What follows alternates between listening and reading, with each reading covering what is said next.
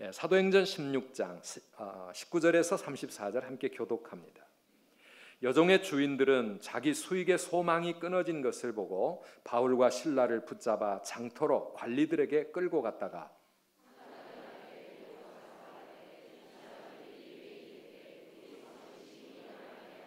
로마 사람인 우리가 받지도 못하고 행하지도 못할 풍속을 전한다 하거늘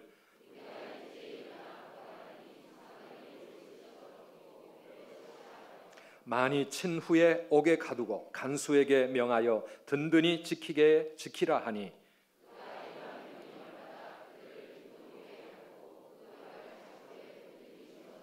한밤중에 바울과 실라가 기도하고 하나님을 찬송하며 죄수들이 듣더라.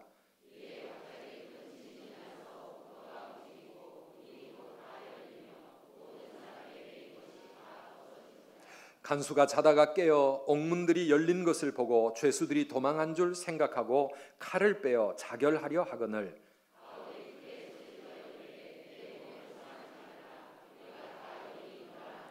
간수가 등불을 달라고 하며 뛰어 들어가 무서워 떨며 바울과 실라 앞에 엎드리고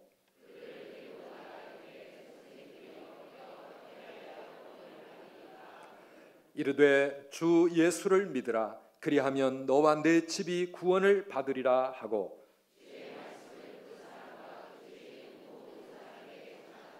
그 밤 그 시각에 간수가 그들을 데려다가 그 맞은 자리를 씻어주고 자기와 그 온 가족이 다 세례를 받은 후 그들을 데리고 자기 집에 올라가서 음식을 차려주고 그와 온 집안이 하나님을 믿음으로 크게 기뻐하니라.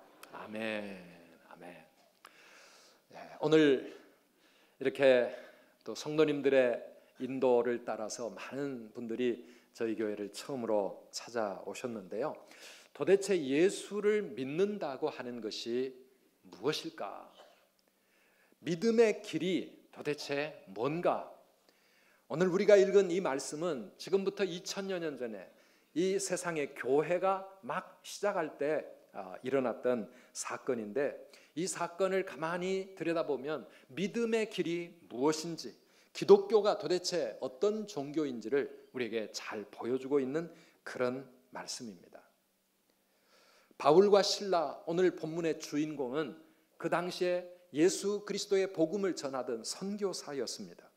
빌립보라고 하는 도시에서 복음을 전하다가 그들이 붙들렸습니다.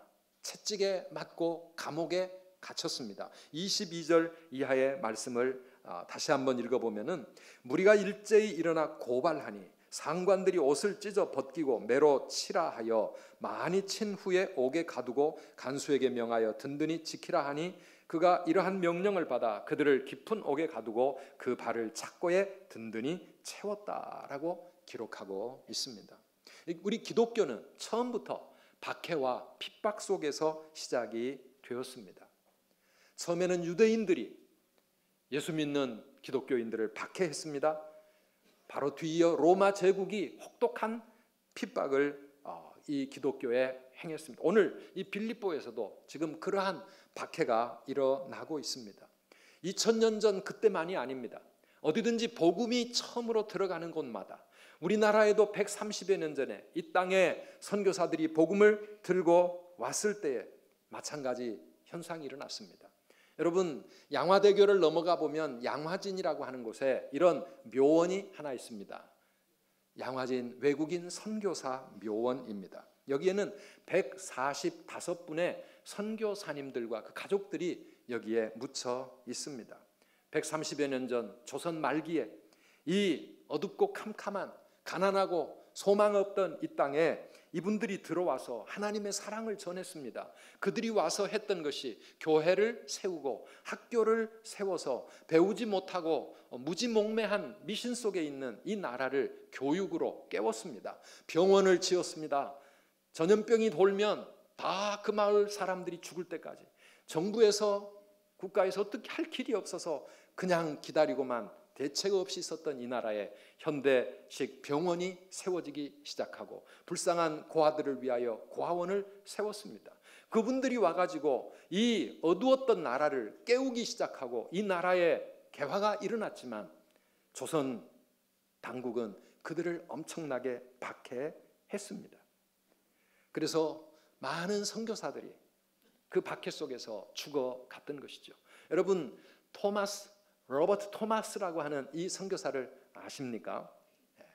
이분은 우리나라 최초의 순교자라고 그렇게 알려져 있습니다. 영국 사람입니다. 24살 때 영국에서 목사 안수를 받고 27살인 1886년에 이 조선 땅에 들어왔어요. 그런데 그가 탄 배가 대동강변에 채 들어서기도 전에 조선 정부는 군사를 보내서 이 배를 공격했습니다. 불화살을 쏘고 배가 불이 나서 정박하기도 전부터 거기서 치열한 핍박이 일어났어요. 이 배를 타고 왔던 이 토마스 선교사, 이 선교사는 우리 조선 사람들에게 성경 말씀이라도 던져주면서 결국은 거기서 순교가 죽고 맙니다. 모든 이런 선교사들이 온갖 냉대와 박해 속에서 이 땅에 자기의 사랑하는 아내를 묻고 남편을 묻고 정말 소중한 자식들을 이 땅에 묻었습니다. 사랑하는 여러분, 그러면서 그들은 예수 그리스도의 복음을 전했습니다. 그 외국인들만 그랬던 게 아닙니다. 우리나라에 예수 믿기 시작하면서 가정에서 예수 믿는다고, 제사 안 지낼 거라고 그러면서 얼마나 많은 핍박이 우리 초기에 우리 교인들에게 일어났었습니까? 지금도 가정에 그런 일들을 당하고 있는 성도님들 아직도 있습니다. 직장에 나가면 함께 술, 담배 안 한다고 박해합니다. 사업을 하면서 예수 믿는 사람답게 제대로 사업을 하려고 하면 많은 손해를 보는 것이 지금 우리의 현실입니다. 기독교는 처음부터 이 핍박과 고난을 그대로 당하면서 시작되었고 성장했습니다. 아니, 우리 예수님 자신이 유대인들과 로마 총독에 의해서 십자가의 처형을 당하셨기 때문에 우리가 이 기독교가 걸어온 길은 바로 그런 고난의 길이었습니다. 그런데 왜 그렇게까지 고난 당하면서 굳이 우리의 선배들은 신앙을 지키려고 했었습니까? 왜 그 많은 선교사님들은 오늘 본문 속에 바울과 실라는 이런 핍박과 죽음의 고비를 넘기면서도 그러면서 굳이 이 복음을 전하려고 했었습니까?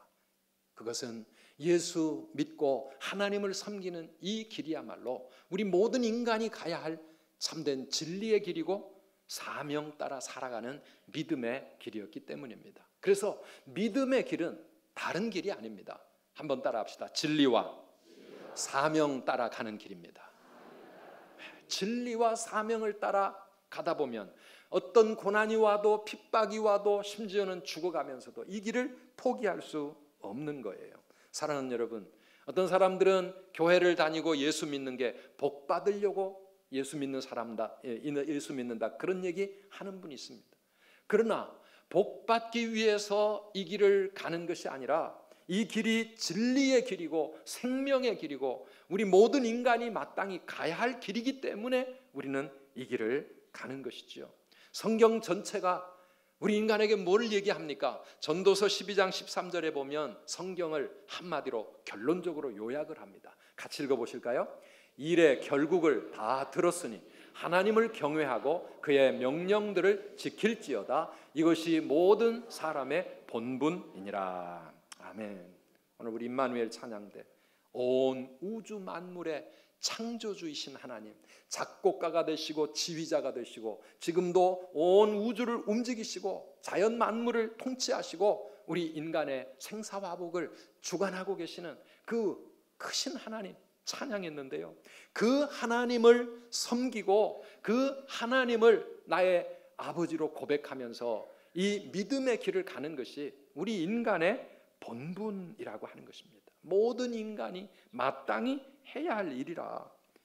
고난을 당해도 어떤 일이 있어도 우리가 이 길을 포기할 수 없는 줄 믿습니다. 마치 우리 자녀들이 나를 낳아준 육신의 부모님을 공경하고 섬기면서 그 부모님의 말씀을 순종하며 사는 것이 그게 우리 자녀들의 본분인 것처럼, 아무리 밖에 나가서 돈을 많이 벌고 큰 사업을 이루고 공부를 많이 했다 할지라도 자기 부모를 알아보지 못하고 부모를 섬기지 않으면 세상에서도 호로자식이라고 그러잖아요. 그건 인간의 본분을 망각한 것입니다. 모든 인간의 본분이 뭡니까? 하나님을 경외하고 그 말씀대로 살아가는 일인 줄 믿습니다. 그래서 이 길은 고난이 와도 핍박이 와도 우리가 가야 될 길이라 그 말입니다. 또 이렇게 하나님을 섬기고 믿음의 길을 가다 보면 우리에게 주시는, 하나님이 주시는 사명이 있습니다. 이 사명은요, 이거는 하나님을 섬길 뿐만 아니라 이 세상과 이웃을 위해 살아가는 그런 사람이 되라고 하는 것입니다. 하나님을 섬기기 전에는 세상을 어떻게 살아갑니까? 나를 위해 살아갑니다. 나를 위해서, 내가 성공하고 내가 잘 먹고 내가 잘 살기 위해서 모든 것이 다 나 중심의 이기적인 인생을 살다가 하나님을 만나게 되면 이 인생의 근본 방향이 바뀌어지게 됩니다. 아, 나를 위해 사는 인생은 잘못된 것이고 하나님의 영광을 위해서 살고 이웃을 사랑으로 섬기며 사는 그 길이 결국은 나에게도 복된 길이요 우리 모두가 가야 할 길이라, 이런 사명과 깨달음을 갖는 것이죠. 그래서 그런 삶을 살려고 하다 보면 결국은 고난과 희생을 각오하지 않을 수가 없고 때로는 핍박과 환난을 우리가 당하게 됩니다. 그러나 여러분, 그래도 가야 될 길인 줄 믿습니다. 그래도 가야 할 길입니다. 왜?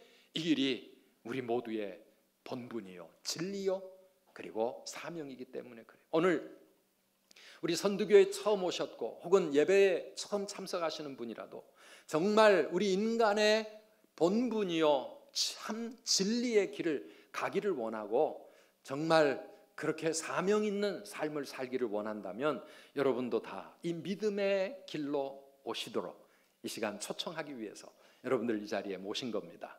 우리 모두 함께 이 길을 가기를 원합니다. 한번 따라합시다. 믿음의 길, 믿음의 길. 근데 이 믿음의 길은 진리 따라 사명 따라 가는 길이며 또 동시에 고난과 영광이 함께 하는 길이라 성경은 우리에게 그것을 보여주고 있습니다. 고난과 무엇이 함께 있어요? 영광.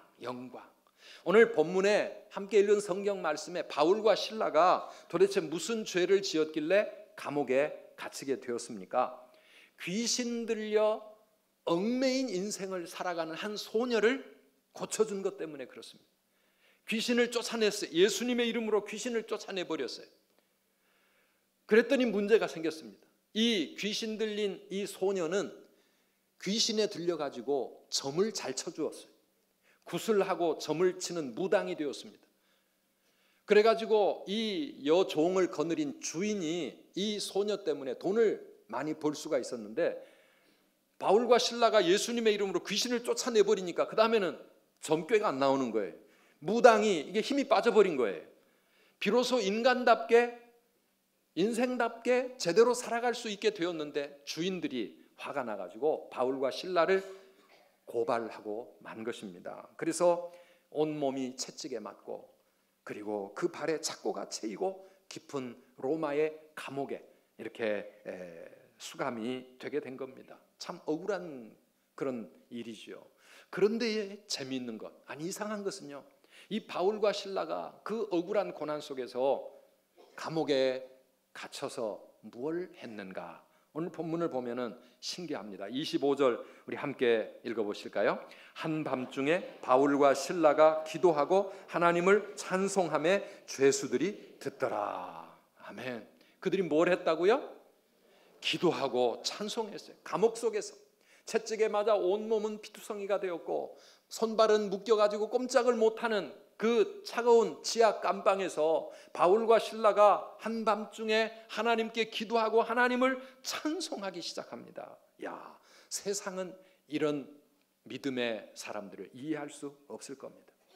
만약에 복받기 위해서 예수를 믿는 것이라고 하면 바울과 실라가 지금 어떻게 하나님을 찬송하고 예배를 드릴 수가 있겠습니까? 예수 믿다가 하나님께 순종하고 하나님이 원하시는 길을 가다가 억울하게 이렇게 채찍에 맞고 고난을 당하고 있는데 보통 사람들은 어떻게 하겠습니까? 마음속에 의심이 찾아오겠지요. 이거 정말 하나님 계신 거야? 하나님 살아계시면 어떻게 나에게 이런 일이 일어나지? 하나님을 위해서 살아가는데 왜 하나님이 나를 도와주시지 않는 거야? 의심이 나오고 후회가 되고 하나님을 향해 원망하고 불평이 나오겠죠. 기도를 한다면 하나님 앞에 따지는 기도하지 않겠습니까? 그런데 바울과 실라는 하나님을 찬송하고 있습니다. 억울한 고난 속에서도 기뻐할 수 있고 찬송할 수 있고 하나님을 바라볼 수 있는 이 길이 믿음의 길인 줄 믿습니다. 왜 어떻게 그게 가능합니까? 도대체 믿는 사람들은 무슨 생각이 있길래 이런 감옥 속에서 하나님을 찬송할 수 있을까요? 우리의 마음에 믿음이 있기 때문입니다. 로마서 8장 28절 같은 말씀, 우리가 너무나 잘 아는 말씀이죠. 함께 읽어보실까요? 우리가 알거니와 곧 하나님을 사랑하는 자, 곧 그의 뜻대로 부르심을 입은 자들에게는 모든 것이 합력하여 선을 이루느니라. 아멘. 우리는 이런 말씀을 믿기 때문에 바울과 실라도 어쩌면 이 말씀을 붙잡았을 거예요. 우리가 억울한 고난을 당하고 이렇게 참 꼼짝없이 감옥에 갇혔지만 이 모든 것들이 다 무엇이다? 하나님의 뜻이 있어서 뭔가 하나님께서 하시는 일이 있을 것이고 결국은 이 모든 것이 합력하여 선을 이루게 될 것이라는 것을 믿으니까 그 믿음이 있기 때문에 하나님을 찬송할 수 있고 하나님을 의지할 수 있는 거예요. 지금도 하나님은 나를 사랑하시고 지금도 하나님은 나와 함께 계시고 비록 감옥에 갇혔지만 정말 일어나면 안 되는 그런 억울한 일이 일어났지만 그러나 여기에 하나님의 뜻이 있을 것이다. 이 믿음이 있으니까 바울과 실라가 하나님께 예배할 수 있는 겁니다. 이게 바로 믿음의 힘입니다. 믿음의 힘이에요. 그랬더니 어떤 일이 일어났습니까? 26절 말씀입니다. 같이 읽어보시겠습니까? 이에 갑자기 큰 지진이 나서 옥토가 움직이고 문이 곧 다 열리며 모든 사람의 매인 것이 다 벗어진지라. 아멘. 지진이 일어났습니다. 이번에 포항 지진 한번 일어나니까 우리나라 막 두려움과 공포에 휩싸였습니다. 지진 무섭잖아요. 그런데 갑자기 뜻하지 않은 지진이 일어났어요. 여기서 바울과 실라가 하나님께 기도하고 찬송했다. 이 원문에는 이 말씀이 진행형으로 나와 있습니다. 무슨 뜻이냐 하면 그냥 한번 기도 한번 해보고 한번 찬송 하나 하고 심심하니까 그게 아니라 계속해서 하나님께 기도하며 하나님을 찬송하고 하나님을 찬송할 때 죄수들이 듣더라 그랬는데 이 듣더라라고 하는 이 단어도요 그냥 우연히 들려오는 그런 표현이 아니고 주목해서 듣는 거예요. 야, 저 사람들 이상한 사람들이다. 저 사람들 왜 여기서 저런 노래를 부르고 있지? 왜 하나님을 찬송하고 하나님께 기도하고 있지? 그런 마음가짐을 가지고 주목해서 지켜보고 있었는데 얼마나 지났는지는 모르지만 얼마나 오랫동안 기도하고 찬송했는지는 모르지만 갑자기 큰 지진이 일어나서 옥문이 흔들리고 옥문이 열리고 쇠사슬이 벗겨지는 그런 놀라운 하나님의 역사가 일어난 거예요. 이것이 기도의 힘인 줄 믿습니다. 믿음의 능력인 줄 믿습니다. 하나님이 살아계신다고 하는 증거 아니겠습니까? 고난 속에서도 하나님을 신뢰하고 하나님 바라보면서 찬송하며 기도할 때 하나님이 놀라운 일을 이루어 가시는 것을 오늘 우리가 볼 수가 있는 겁니다. 그러므로 사랑하는 여러분, 인생을 살다가 뭔가 뜻하지 않은 고난을 만날 때에 기억하십시오. 그냥 그 고난만 보고 원망하고 불평하고 왜 누구 때문에 이런 일이 일어났지 그게 아니고요. 하나님이 왜 나를 사랑 안 하시나 봐 그게 아니고요. 그 모든 고난 속에 하나님의 놀라운 뜻이 있는 줄 믿으시기를 바랍니다. 그 고난 앞에서 낙심하지 않고 오히려 하나님께 기도하고 하나님을 찬송하고 하나님 더 의지하고 믿음으로 나아가면 다른 때 경험할 수 없는 평범할 때 일어나지 못할 하나님의 놀라운 역사와 기적을 우리가 체험하며 살아가게 될 줄 믿습니다. 이게 신앙생활이에요. 이게 믿음의 길이라고 하는 겁니다. 이 믿음의 길에는 이런 우리가 생각지 못했던 기적과 하나님의 영광을 우리가 종종 체험하게 됩니다. 아무리 믿음의 길이 진리의 길이고 사명 따라 사는 길이라도 고난만 있다고 하면 얼마나 힘들겠어요. 그런데 하나님께서는 고난 속에서도 이런 하나님이 살아계시고 하나님이 지금도 우리와 함께 계시고 하나님이 우리의 기도에 응답하시고 하나님을 예배할 때에 놀라운 기적이 일어나는 것을 우리에게 체험하게 하시는 줄 믿으시기를 바랍니다. 그래서 우리가 이 길을 기쁨으로 갈 수 있는 겁니다. 아까 말씀드렸던 토마스 선교사가 죽으면서 자기의 목을 칼로 내리치는 병사 박춘권이라고 하는 사람에게 끝까지 성경책을 하나 전하고 죽습니다. 비록 그는 죽었지만 이 박춘권이라고 하는 이 사람이 이 토마스 선교사가 전해준 이 성경을 받게 되고요. 그리고 훗날 결국 이 박춘권이라는 사람은 평양 최초의 교회인 널다리 교회를 죄송합니다. 이분이 세운 교회는 안주교회를 세운 영수가 됩니다. 옛날에는 교회를 직접 세우고 이끌고 나가는, 요즘 우리 교회 뭐 선임 장로님 같은 이런 분을 영수님이라 그랬어요. 그런 사람이 된 거예요. 또 이 박춘권 씨가 이 배에다가 성경을 싣고 와가지고 배가 불타고 이렇게 침몰할 때 막 성경을 집어 던졌거든요. 우리 조선 사람들, 군인들 이거 받아가라고. 근데 박영식이라고 하는 사람이 성경책 3권을 가지고 집에 가가지고 그걸 가지고 뭐 했느냐 하면은 자기 방 도배지로 삼았어요. 옛날에는 도배지도 참 귀했어요. 저 어릴 때만 하더라도 도배를 신문지 갖고 하고 막 이랬잖아요. 화장실에서 신문지가 화장지인 사람은 그래도 꽤 괜찮은 집이었잖아요. 그런데 성경책을 찢어가지고 도배를 했단 말이죠. 그만큼 하나님을 무시하고 핍박했던 사람인데요. 이 박영식이라고 하는 사람은 그 집이 결국 평양의 최초의 교회인 널다리 교회가 자기 집이 그 교회가 되어서 자기 집이 교회로 출발하게 되고요. 이 널다리 교회는 훗날 우리가 잘 아는 평양 대부흥 운동이 일어났던 장대현 교회 전신이라고 역사는 기록하고 있습니다. 사랑하는 여러분, 핍박과 고난 속에서도 하나님의 놀라운 영광의 역사가 끊임없이 일어나는 길, 은혜가 있고 기적이 있는 길, 이 길이 바로 믿음의 길이요. 그래서 우리 앞선 신앙의 선배들도 그렇고 지금도 우리 믿음으로 사는 우리 성도님들이 고난도 있고 여러 가지 어려움도 당하지만 이 모든 것을 이겨나가면서 기쁨으로 가는 길, 이 길이 바로 우리 모두가 가야 할 믿음의 길인 줄 믿습니다.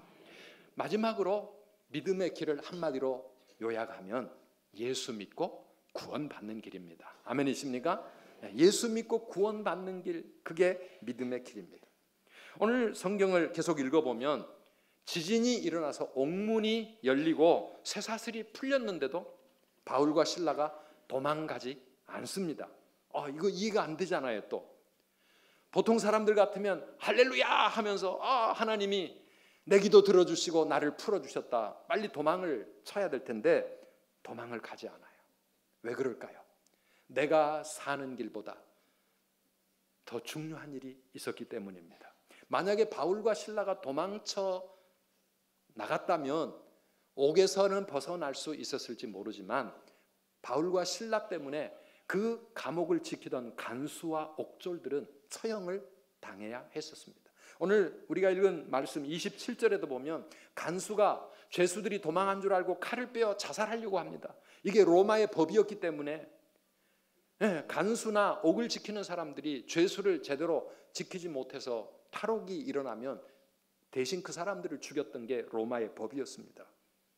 사랑하는 여러분, 크리스찬들은요, 나 살기 위해서 다른 사람을 죽음으로 내모는 그런 사람들이 아닙니다. 오히려 내가 옥에 갇히고 내가 죽는 한이 있더라도 세상을 살리고 다른 사람들을 이롭게 하는 사람들, 이 사람들이 크리스찬인 줄 믿습니다.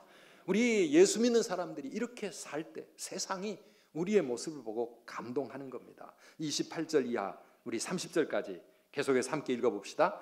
바울이 크게 소리질러 이르되 내 몸을 상하지 말라, 우리가 다 여기 있노라 하니 간수가 등불을 달라고 하며 뛰어 들어가 무서워 떨며 바울과 실라 앞에 엎드리고 그들을 데리고 나가 이르되 선생들이여 내가 어떻게 하여야 구원을 받으리까 하거늘.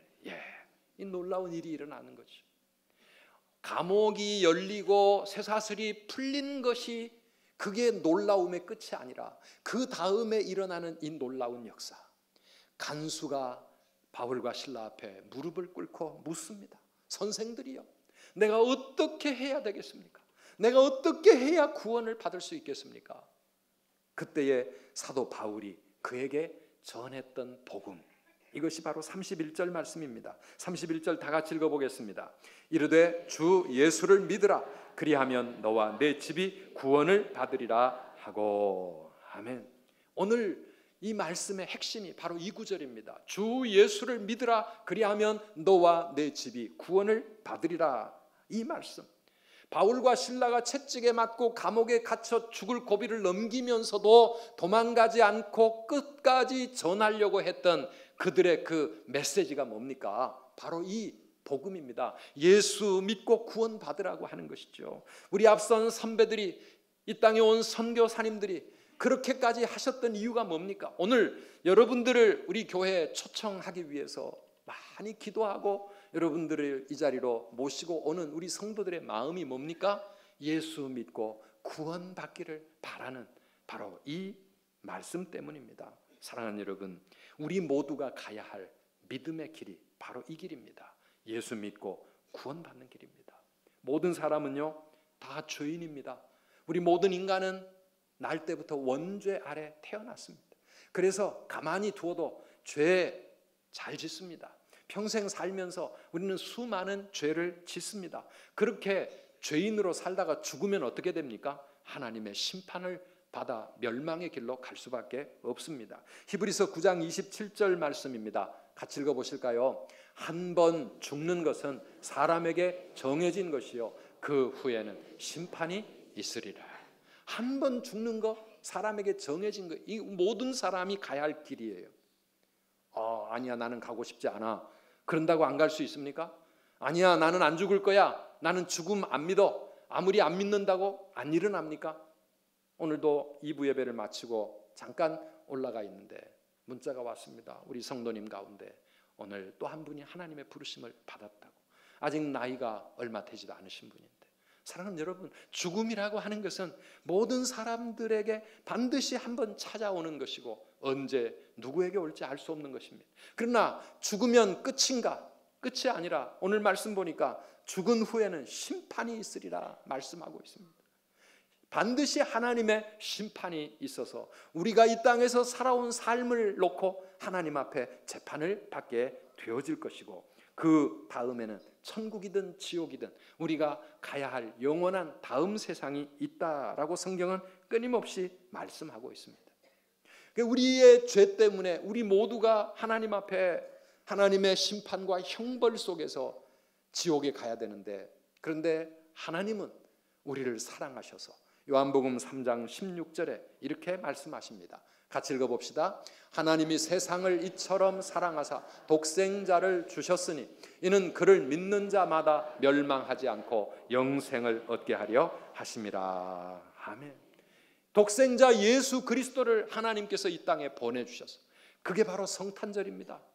이 성탄절이 예수님 이 땅에 보내주신 하나님의 사랑의 증표 아니겠습니까? 누구든지 예수 그리스도를 믿는 자마다 멸망하여 지옥 가지 않고 영원한 생명을 천국에서 누리게 하시는 이 하나님의 약속의 말씀, 이 길이 믿음의 길이기에 우리가 여러분들을 이 자리로 초청한 것입니다. 한번 따라합시다. 주 예수를 믿으라. 그리하면 너와 내 집이 구원을 받으리라. 아멘이십니까? 예수 믿으면, 예수님 십자가에서 못 박혀 죽으신 그 예수님의 그 모든 보혈의 피가 우리의 모든 죄를 다 용서해 주시고 우리가 하나님의 사랑과 축복을 받는 그런 하나님의 자녀가 되어지는 겁니다. 예수 믿으면 구원을 받습니다. 나 혼자만 구원받는 게 아니라 보니까 너와 내 집이 구원을 받으리라 그랬는데요, 이 말씀은 엄마가 예수 믿고 천국 가면 남편과 아이들도 엄마 치마폭 붙잡고 같이 덕분에 따라간다, 그런 말이 아니라 한 사람이 예수 믿어 그 가정에 하나님의 사랑의 빛이 스며들기 시작하면 결국은 온 집안이 함께 믿음의 길로 나아가서 구원받게 되는 그런 일이 일어난다, 그 말이죠. 개인적으로요, 저희 아버지가 우리 가정에서는 맨 처음 예수 믿었던 분입니다. 유교 집안의 독자 아버지가 젊은 날 예수를 믿게 되어가지고 우리 할아버지가 얼마나 싫어하셨는지, 얼마나 핍박하셨는지 몰라요. 점잖으신 할아버지라도 술만 드시고 오시면 소리소리 지르면서 아버지 예수 믿는 것 때문에 얼마나 핍박하고, 제 어렸을 때인데 아버지 때문에 저도 할아버지한테 많이 내팽개치심을 당했습니다. 할아버지 술 마시고 오시면 우리 다 어디론가 숨어 가야 합니다. 문제는 우리 할아버지가 술고래여서 술을 너무 자주 마시고 오시는 거예요. 얼마나 고생했는지 몰라요. 그런데도 저희 아버지가 그 믿음을 포기하지 않고 끝까지 견뎌내면서 믿음의 길을 갔더니 우리 자녀들과 또 우리 후손들이 함께 믿음의 길을 갔을 뿐만 아니라 결국은 그렇게 핍박하시던 저희 할아버지도 다 세례받고 예수 믿고 천국 가시게 되더라 그 말이죠. 지금도 제 기억이 생생해요. 제가 중학교 때 우리 할아버지 돌아가셨는데요. 돌아가시기 몇 년 전부터 하시는 일이 뭡니까? 아침에 일어나시면 목침 위에다가 성경책 펼쳐놓고 성경책 한참 읽으시고, 그 다음에 목이 좀 클클하시면 옆에 소주병 약간 소주 따라서 목 좀 축이시고, 그 다음에 찬송가 펼쳐놓으시고 찬송 읽으시고, 곡조도 없고 무슨 뜻인지 아시는지 모르시는지 모르겠지만 계속해서 그렇게 성경 찬송 읽으시다가 천국 가셨다고 말입니다. 사랑하는 여러분, 예수님 믿으면 우리와 우리 온 집안이 하나님의 구원과 축복을 받게 될 줄 믿습니다. 오늘 마지막 33절 34절 마지막 부분 같이 보실까요? 그 밤 그 시각에 간수가 그들을 데려다가 그 맞은 자리를 씻어주고 자기와 그 온 가족이 다 세례를 받은 후 그들을 데리고 자기 집에 올라가서 음식을 차려주고 그와 온 집안이 하나님을 믿음으로 크게 기뻐하니라. 아멘. 저는 오늘 이 시간, 오늘 여기 오신 우리 모든 분들이 바로 이 큰 기쁨이, 이 놀라운 축복이 여러분 인생에 그리고 여러분의 가정에 임하게 되기를 주님의 이름으로 축복합니다. 한 사람이 중요한 거예요. 한 사람으로부터 시작된 이 믿음의 역사, 하나님의 사랑의 빛이 우리의 온 가정의 어두움을 몰아내고 모든 저주와 모든 죄를 몰아내고 우리의 가정을 하나님의 가정으로 이렇게 변화시킬 수 있다고 하는 사실, 오늘 이곳에 오신 우리 새가족 여러분 정말 잘 오셨습니다. 하나님의 뜻이 있는 줄 믿습니다.